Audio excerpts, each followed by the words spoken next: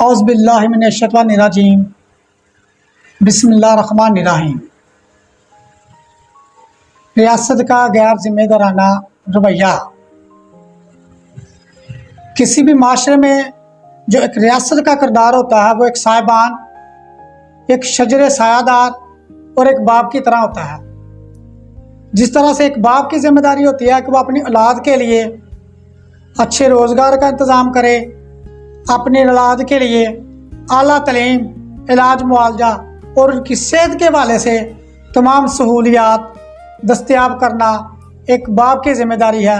बिल्कुल इसी तरह एक हुक्मरान की भी ज़िम्मेदारी है कि वो अपनी आवाम को ज़्यादा से ज़्यादा रिलीफ दे, वो अपनी आवाम को ज़्यादा से ज़्यादा सहूलियात वहाँ पहुँचाए और उनके लिए एक साजगार माहौल पैदा करे ताकि वो अपनी अमली ज़िंदगी में पूरी आवाम आगे बढ़ सके।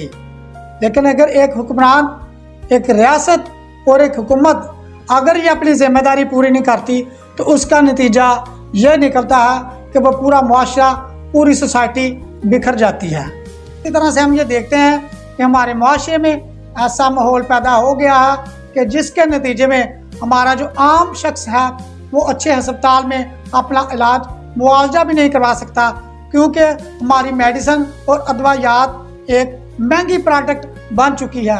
और इसी तरह से हम अपने बच्चों को आला स्कूल और अच्छे स्कूलों में तालीम भी नहीं दिलवा सकते, क्योंकि तालीम एक ऐसी महंगी इंडस्ट्री बन चुकी है कि जिसको अडॉप्ट करना आम बंदे के बस की बात नहीं।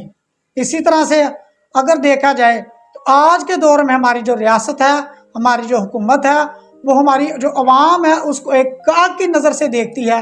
और जब हुकूमत का किरदार ऐसा होगा कि वो अवाम को गाहक की नज़र से देखेगी तो फिर वो हुकूमत नहीं रहती बल्कि एक तजारती कंपनी बन जाती है। इसी तरह से आप ये देखें कि हमारी सोसाइटी में आपको जो मौजूदा अस्पतालों की सिचुएशन है वो भी अपने पेश नज़र रखनी चाहिए।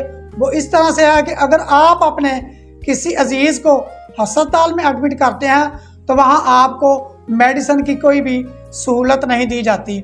और इसी तरह से अगर आपका बच्चा किसी सरकारी स्कूल में तालीम हासिल करता तो उस सरकारी स्कूल की दरो दीवार हिलती हुई हमें नज़र आती है और तलीमी म्यार इस कदर पस्त है कि अगर वो बच्चा वहाँ से तालीम हासिल कर भी ले तो अच्छे रोज़गार या अच्छी जॉब कल को उसके लिए एक बहुत बड़ा मसला बन जाता है। और यहाँ तक हमारे मुआशरे की सिचुएशन गंभीर हो चुकी है कि हमारा नौजवान और पढ़ा लिखा तबका हमारे इस माशरे से इस कदम मायूस और दिल बर्दाश्ता हो चुका है कि वो यहाँ से दूसरे ममालिक की तरफ रुख कर चुका है। और हमारे माशरे का एक बहुत बड़ा अक्सरियती तबका ऐसा है जो हमारे मुल्क को छोड़कर बैरून ममालिक में मुकीम हो चुका है। मौजूदा सिचुएशन इस चीज़ की तरफ इशारा कर रही है कि हमारा जो मौजूदा सिस्टम है वो इस कदर नकारा हो चुका है कि वो आम लोगों की ज़रूरियात ज़िंदगी पूरी नहीं कर पा रहा। और हमारा जो एक मुतवस्तित तबका उसकी ज़िंदगी अजीरन हो चुकी है, जबकि दूसरी तरफ देखा जाए तो हमारा हुक्मरान तबका अय्याशी में मुब्तला है और लग्जरी लाइफ गुजार रहा है। जब ऐसी सिचुएशन पैदा हो जाएगी किसी भी माशरे में तो हम ये कह सकते हैं तो वो माशरा नाकामी से दो चार है।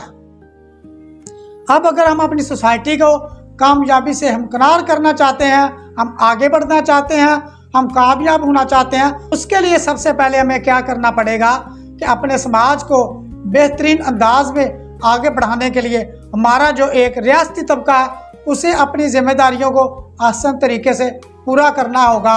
और इसके साथ साथ अपनी जो तरजीहात है वो आवाम की खिदमत के हवाले से पहले नंबर पर लानी होगी, ताकि आवाम की जो मुआशी और सियासी और समाजी हैसियत है वो बहाल हो सके, लोग पुरअमन और खुशगवार ज़िंदगी गुजार सकें।